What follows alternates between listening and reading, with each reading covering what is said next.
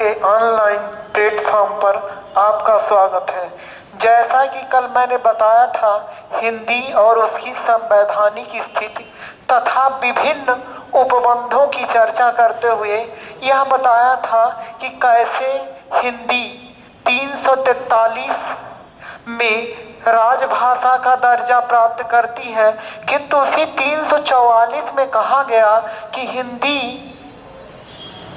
जैसे जैसे राजभाषा पर कार्य करेगी, ठीक 5 वर्ष बाद राष्ट्रपति एक आयोग गठित करेंगे तथा 10 वर्ष बाद वह रिपोर्ट देगी। उस आधार पर हिंदी को सार्वकालिक रूप से राजभाषा का दर्जा देते हुए अंग्रेजी को हटा दिया जाएगा। तो आज हम देखेंगे कि क्या उस पर कार्य किया गया। तो 1950 के बाद हिंदी राजभाषा पूर्णतः स्थापित हो जाए, इस विषय पर क्या कार्य किया गया। इससे पहले हम जानते हैं कि राज्य के जो आयोग है, विधानमंडल है, उनकी भाषा का उल्लेख किस उपबंध में किया गया। तो जान लीजिए कि राज्य व संसद की भाषाओं का उल्लेख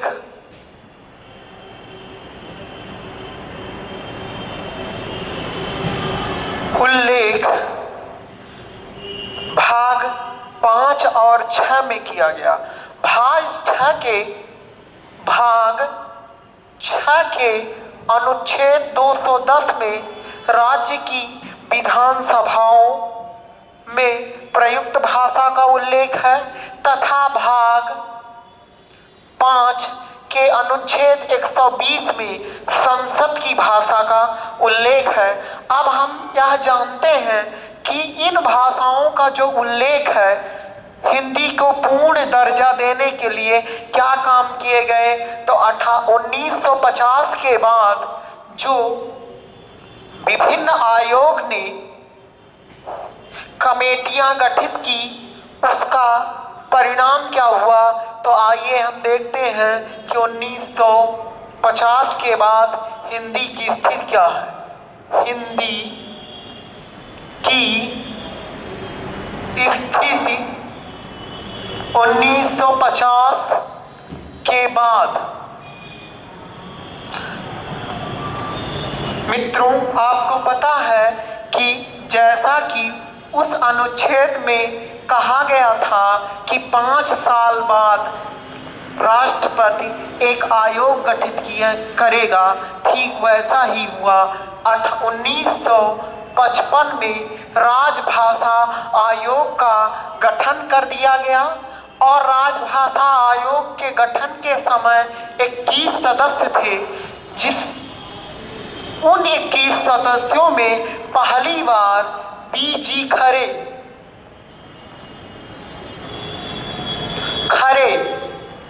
बाल गंगाधर खरे को अध्यक्ष बनाया गया और उन्होंने 1 साल के भीतर ही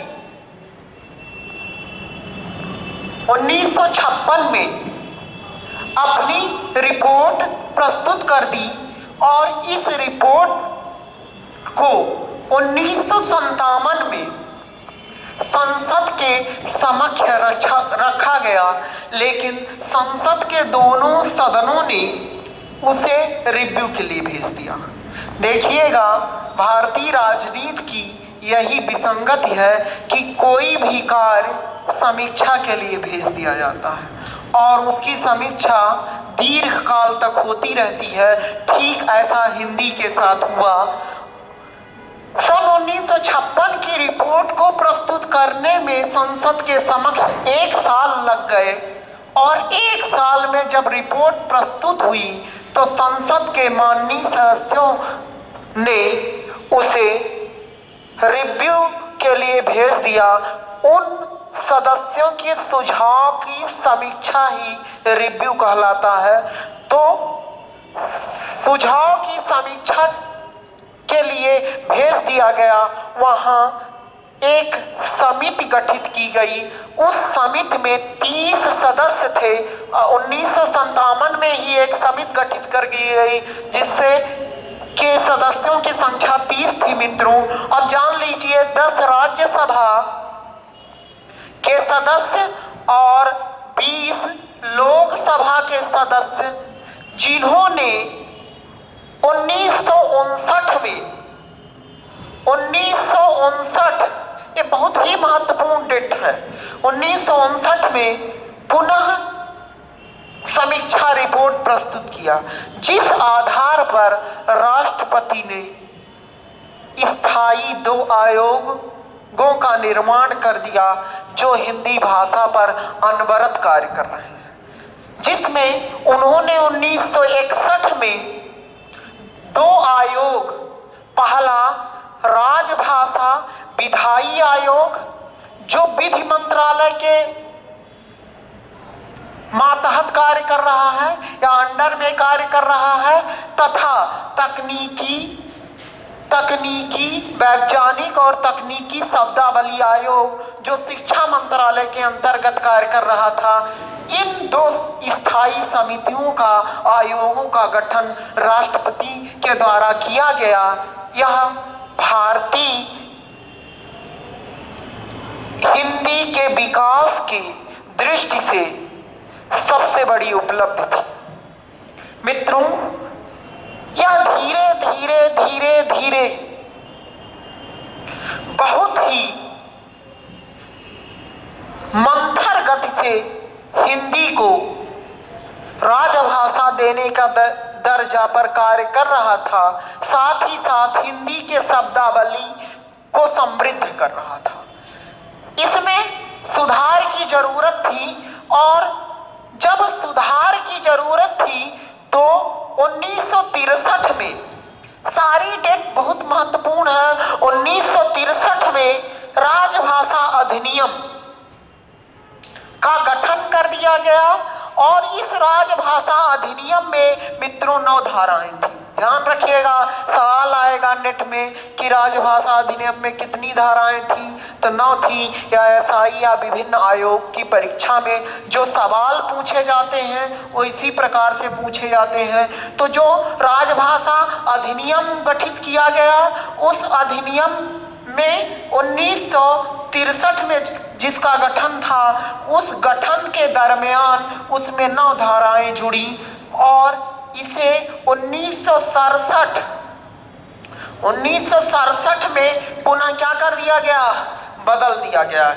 इसे 1967 में इसमें संशोधन कर दिया गया तथा 1968 में, ध्यान रखिएगा मित्रों, 1968 में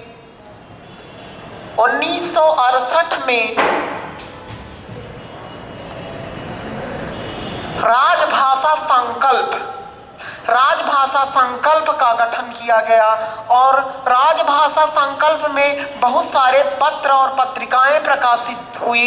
इसके बाद प्राधिकृत पाठ अधिनियम 1973 में आया।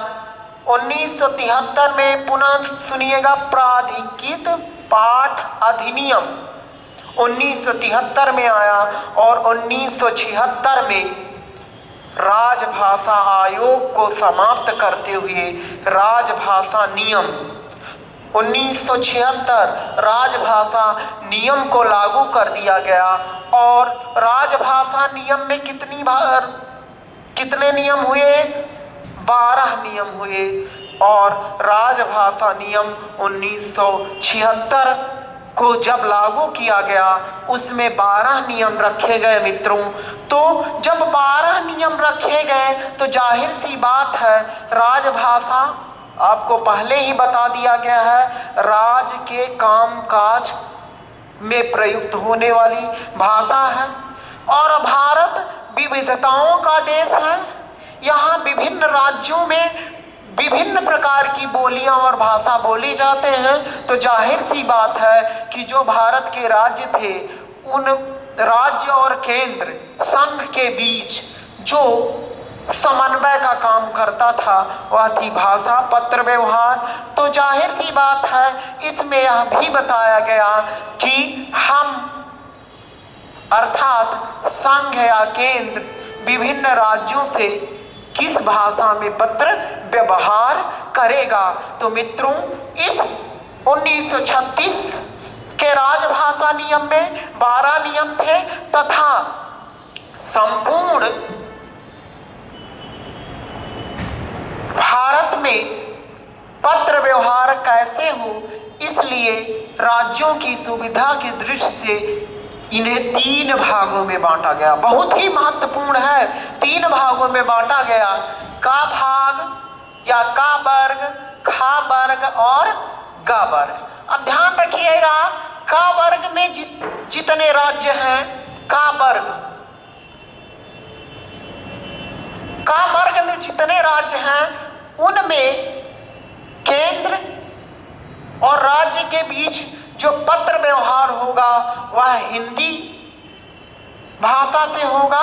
और हिंदी भाषी राज्य पहला है उत्तर प्रदेश, दूसरा है मध्य प्रदेश, तीसरा है बिहार, चौथा है हिमाचल प्रदेश,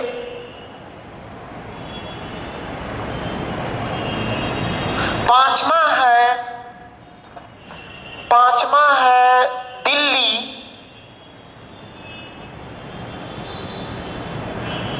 तथा छठा है हरियाणा और 7वां और अंतिम है राजस्थान। इतने राज्यों में। अब मित्रों, ये प्रश्न आप मत करिएगा कि उत्तराखंड और झारखंड क्यों नहीं है, क्योंकि जब ये नियम बने 1976 में तब उत्तराखंड, झारखंड और छत्तीसगढ़ का कोई अस्तित्व नहीं था। इसलिए इतने ही राज्य का वर्ग की श्रेणी में रखे गए। अब खा वर्ग के जो राज्य थे मित्रों, उनमें पत्र व्यवहार द्विभाषिक नीति अपनाई गई पत्र व्यवहार की। पहला कि उनकी भाषा में भी पत्र जाएगा और दूसरा हिंदी भाषा में पत्र जाएगा। तो ऐसे राज्य हैं पंजाब, गुजरात,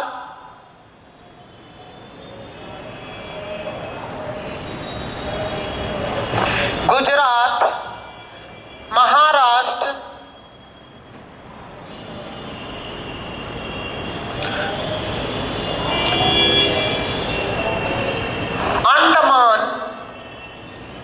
अंडमान निकोबार और अंतिम है चंडीगढ़। अंतिम कौन सा है? चंडीगढ़।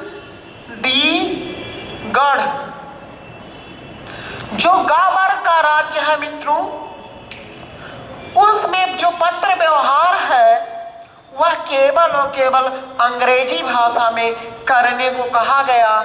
और गा वर्ग के जो राज्य हैं वह आप लोग देखिएगा, पहला राज्य है ममता बनर्जी का राज्य, जिसे हम पश्चिम बंगाल कहते हैं। तो गा वर्ग में आने वाले राज्य हैं पश्चिम बंगाल, उड़ीसा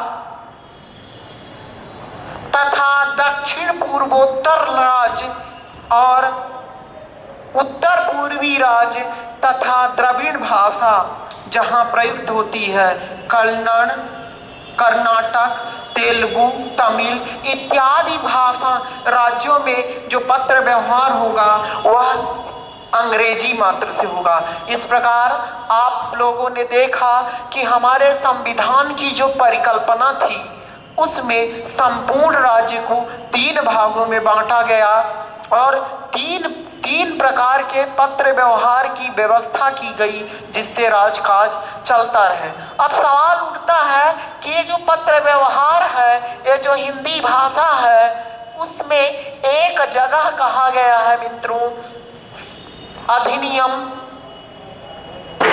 के अनुच्छेद 343 में कहा गया कि जो संघ की भाषा होगी वह हिंदी होगी, इसके अंतर्राष्ट्रीय रूप स्वीकार किए जाएंगे, साथ ही साथ इसकी लिपि जो होगी वो देवनागरी होगी। जाहिर सी बात है, यह वाक्य सुनने से आपके अंदर एक सवाल जरूर आएगा कि वह लिपि क्या है।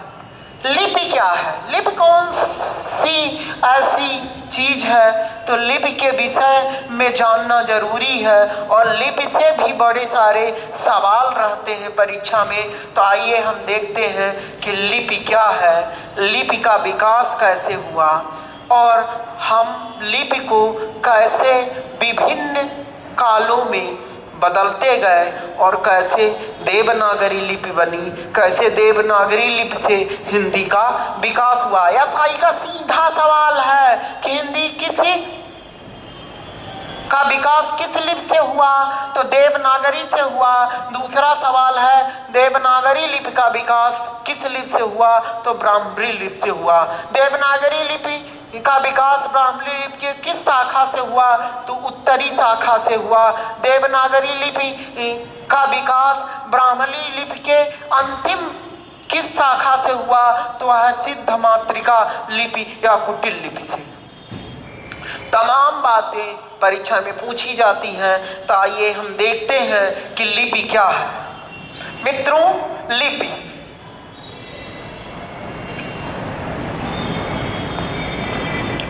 जाहिर सी बात है, लेखन की कला ही लिपि है। कामता प्रसाद गुरु कहते हैं कि जब मनुष्य भाषा की अभिव्यक्ति करता है, वह मौखिक रूप जब लिखित रूप में आता है उसे हम वर्ण कहते हैं। और उन वर्णों के चिन्ह जो चिन्ह होते हैं, लिखने की के जो क्रम होते हैं, लिखने की जो छाप होती है, उसी को हम क्या कहते हैं? लिपि कहते हैं। तो बड़े सरल शब्दों में कहा जाए कि वर्णों का लिखित रूप जिन चिन्हों में होता है उसे हम लिपि कहते हैं। अब लिपि प्राचीन काल में तो लिपि रही नहीं होगी, क्योंकि प्राचीन काल में कहा जाता है कि मानव होमो सेपियंस नामक एक बंदर से विकसित हुआ। असभ्य था, धीरे धीरे सभ्यता आई और उस सभ्यता के साथ साथ जो भाषा के रूप थे वो बदलते गए और आज वो लिखित रूप में आया। तो जाहिर सी बात है, पहले अभिव्यक्ति के 2 माध्यम रहे होंगे। सर, सब लोग सोचिए, 2 माध्यम रहे होंगे। पहला माध्यम रहा होगा लिपि के विकास का माध्यम, पहला चित्रलिपि।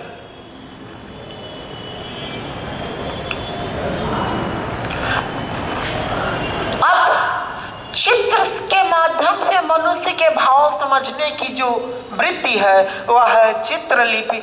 आज भी भित्ति चित्रियां भोपाल के भीम बैटिका तथा खजुराहो के मंदिरों में मिलती है। अर्थात मनुष्य की अभिव्यक्ति का जो माध्यम था वह लिखित रूप में पहली बार चित्रलिपि में आया। फिर धीरे धीरे धीरे धीरे धीरे धीरे मनुष्य की संवेदनात्मक और बौद्धिक क्षमताओं का विकास हुआ होगा। जाहिर सी बात है, तो जब विकास हुआ होगा तो इस चित्र को देखकर लोगों ने एक अंदाजा लगाया होगा कि चित्र कहना क्या चाह रहा है। तो जाहिर सी बात है, कहना क्या चाह रहा है, तो अगली लिपि आई होगी प्रतीक लिपि। चित्रलिपि का अगला चरण क्या होगा? प्रतीक लिपि। अब चित्र को देखकर उसके हाव भाव को समझा गया होगा। अब ध्यान रखिएगा, ये प्रतीक और बिंब का प्रयोग आधुनिक युग की देन। ये जो प्रतीक लिपि है, मैं समझता हूं कि इसी का विकसित रूप पाश्चात्य साहित्य में देखने को मिलता है, जिसे हम प्रतीक कहते हैं, और उसका अगला चरण है बिंब। तो प्रतीक लिपि के बाद जाहिर सी बात है, प्रतीक लिपि का जब अगला विकास हुआ होगा तो प्रतीक वो भाव में बदला होगा। तो प्रतीक लिपि के बाद कौन सी लिपि आई होगी? भाव लिपि आई होगी, और अंत में उसी भाव को हम वर्णों द्वारा व्यक्त किए होंगे, इसलिए वह होगी ध्वनि लिपि। इस प्रकार लिपि के विकास के 4 चरण हैं। मित्रों, जब ध्वनि लिपि आई तो जाहिर सी बात है वो स्वनिम में आई होगी, और कहा जाता है कि वाणी ही ब्रह्म है। इसलिए जो स्वनिम है वो 2 भागों में विभक्त हुआ। पहला जो भाग है वह अक्षरात्मक, और दूसरा जो भाग है मित्रों वह वर्णात्मक। अक्षरात्मक और वर्णात्मक। अब समझ लीजिएगा कि जो हमारी भारत की भाषा है, भारतीय भाषाएं क्या हैं मित्रों? अक्षरात्मक। और जो रोमन भाषा है वो कैसी है? वर्णात्मक है। और प्राचीन काल से 3 लिपियां थी। प्राचीन काल से प्रयोग में कितनी लिपियां थी सर? 3 लिपियां थी। पहला सिंधु घाटी लिपि, दूसरा खरोष्ठी लिपि, और तीसरा ब्राह्मणी लिपि। इस प्रकार से इन 3 लिपियों का इतिहास हमें देखने को मिलता है। तो आइए हम देखते हैं कि सिंधु घाटी सभ्यता लिपि क्या है, या सिंधु लिपि क्या है, और यह कब कहाँ कैसे रही होगी, इसका पहला प्रमाण कहाँ मिला होगा।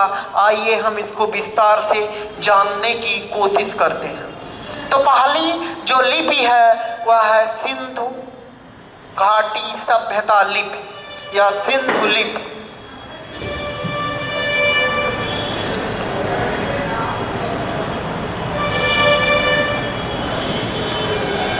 पहली बार यही लिपि का प्रमाण मिला। आपको बता दें कि यह जो लिपि है, यह लिपि बहुत ही पुरानी लिपि है। इसे पढ़ा नहीं जा सका, और जब पढ़ा नहीं जा सका तो जाहिर सी बात है कि इसे हम क्या कहेंगे? इसे भाव मूलक ध्वन्यात्मक लिपि कहेंगे। डॉक्टर डीरिंजर एक बहुत बड़े वैज्ञानिक थे, डॉक्टर डीरिंजर, जिन्होंने इसे ट्रांजिशनल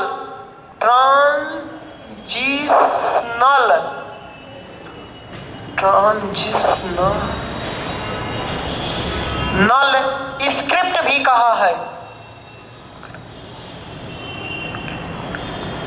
स्क्रिप्ट भी कहा है, जिसका शाब्दिक अर्थ होता है भाव मूलक ध्वन्यात्मक लिपि।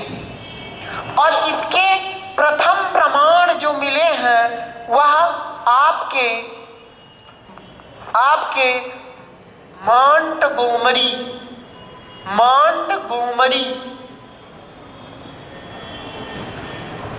जिले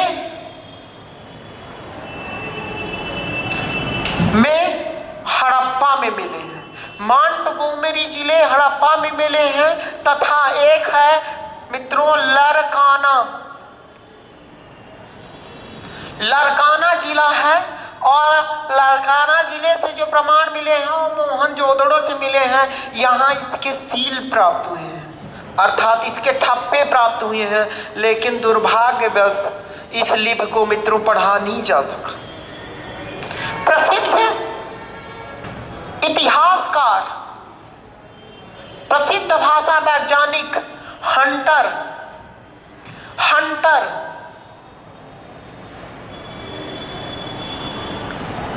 हंटर ने इस लिपि में जो संकेतों या ध्वनियों की संख्या मानी है वह 253 मानी है, लेकिन स्मिथ ने तो अधिक माना है, 396। एक वैज्ञानिक है, स्मिथ इतिहासकार है, स्मिथ ने इसको 396 माना, लेकिन यह पढ़ी नहीं जा सकी, और जब पढ़ी नहीं जा सकी तो इसका कोई महत्व नहीं बचा। जो दूसरी लिपि आई वह मित्रों आई खरोष्ठी। दूसरी लिपि जो आई वह आई खरोष्ठी। खरोष्ठी जैसा कि नाम से विदित है, कहा जाता है कि यह खर या गधे के ओष्ठ के समान लिखी जाती है, इसलिए इसे हम क्या कहते हैं, इसे खरोष्ठी कहते हैं। और एक भाषा वैज्ञानिक कहता है खारशोध, खारशोध नाम से के कारण इसका नाम खरोष्ठी पड़ा। जॉर्ज ग्रियर्सन इसको कहते हैं खारशोध के कारण इसका नाम खरोष्ठी पड़ा। फिर एक मनोवैज्ञानिक कहता है चीन का कि खर नामक कोई मनुष्य रहा होगा, इसलिए इसका नाम खरोष्ठी पड़ा। मित्रों, इसका नाम चाहे जैसे पड़ा, यह दाएं से बाएं लिखी जाती है। इसमें 5 स्वर हैं मित्रों, और इसमें जो वर्णों की संख्या है वह 37 है, अर्थात 5 स्वर और 31 व्यंजन हैं। साथ ही साथ मित्रों, इसमें कोई संयुक्ताक्षर नहीं है। इसका प्रथम प्रमाण पंजाब के यूसुफ जई जिले में शाहबाजगढ़ी, शाहबाज बहुत ही इंपॉर्टेंट है, शाहबाजगढ़ी तथा हजारा जिले के, पंजाब के हजारा जिले के मानसेरा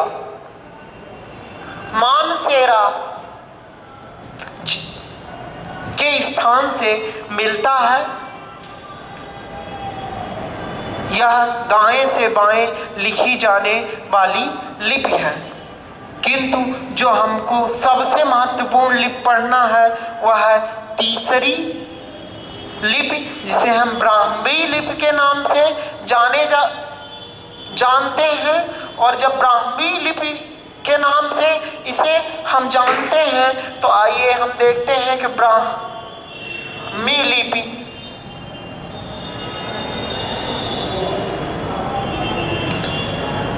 क्या है। पहली चीज तो जान लीजिए कि कहा जाता है कि यह वेदों की भाषा होने के कारण इसका नाम क्या पड़ा, ब्राह्मी लिपि पड़ा। एक विद्वान कहता है नहीं, ब्रह्म नामक एक पुरुष रहा होगा जिसकी यह भाषा है, और इसलिए इसका नाम ब्राह्मणी पड़ा। और एक कहा गया कि ब्रह्मा के मुख से निकलने के कारण इसका नाम क्या है, ब्राह्मणी है।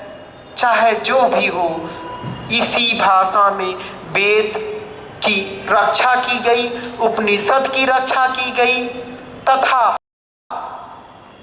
विभिन्न सारे वेद प्राचीन ग्रंथ लिखे गए, इसलिए इसका नाम ब्राह्मणी नाम रखा गया। यह जो है पहली बार बस्ती जिले के, उत्तर प्रदेश में है मित्रों बस्ती जिले के पिपराला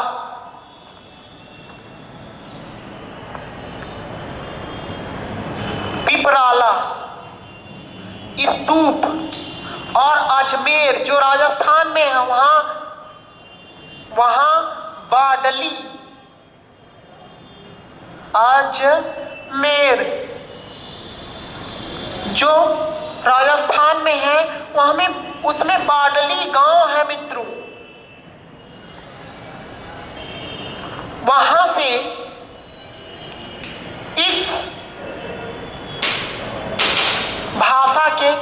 अभिलेख प्राप्त हुए हैं या चिन्ह प्राप्त हुए हैं। तो आपको पता है उत्तर प्रदेश के बस्ती जिले के पिपलाना स्तूप तथा बाटली गांव अजमेर जिले में ब्राह्मणी के क्या मिले हैं, सबूत मिले हैं। और जब ब्राह्मणी जिले के सबूत इस भाषा में मिले हैं तो जाहिर सी बात है कि इसमें 41 वर्ण हैं और इसमें जो स्वरों की संख्या बताई गई है मित्रों वह 9 बताई गई है। डॉक्टर धीरेन्द्र नाथ वर्मा ने इसके वर्णों की संख्या 41 माना है तथा स्वरों की संख्या 9 माना है और 32 वर्ण ऐसे हैं जो व्यंजन कहलाते हैं। अब इसी ब्राह्मणी लिपि से देवनागरी लिपि का विकास होगा और उसी देवनागरी लिपि से हिंदी का विकास होगा। तो आइए हम जानते हैं कि ब्राह्मणी लिपि कब कब कैसे कैसे विकसित होकर देवनागरी लिपि में बदल गई। तो ब्राह्मणी लिपि की 2 शाखाएं, ब्राह्मणी लिपि प्राचीन काल में या कालांतर में 2 शाखाओं में विभक्त हो गई। पहला दक्षिणी शाखा,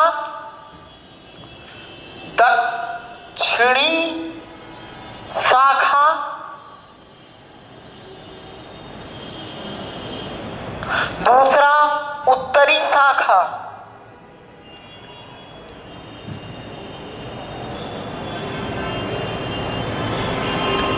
अब दक्षिणी शाखा में मित्रों द्रविड़ की भाषा तमिल, तेलुगु, मलयालम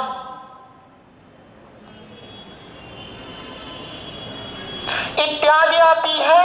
उत्तरी शाखा का जो विकास क्रम है वह चंद्रगुप्त मौर्य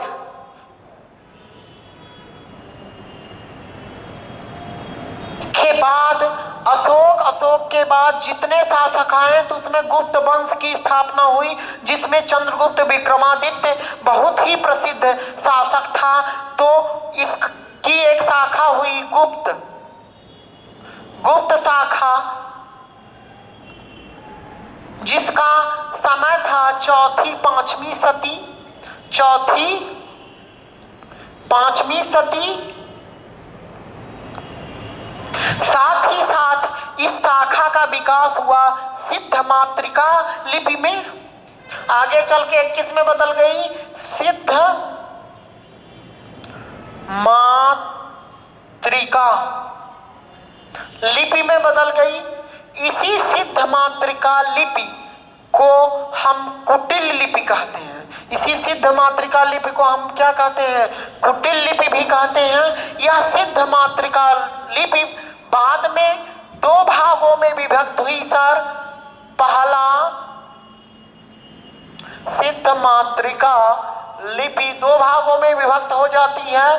पहला देवनागरी, दूसरा शारदा।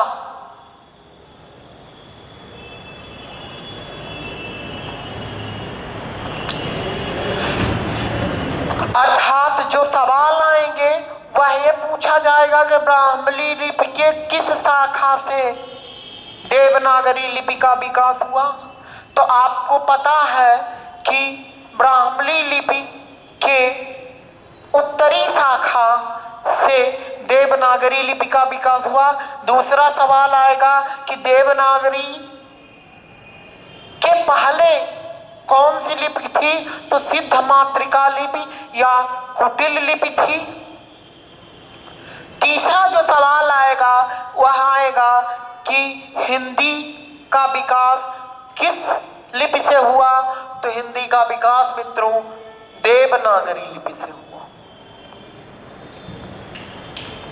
इस प्रकार से आज हमने जाना कि सिंधु घाटी लिपि क्या है, ब्राह्मणी और खरोष्ठी लिपि क्या है, तथा ब्राह्मणी लिपि का विकास धीरे धीरे किन भागों से होते हुए देवनागरी में विकसित हुआ।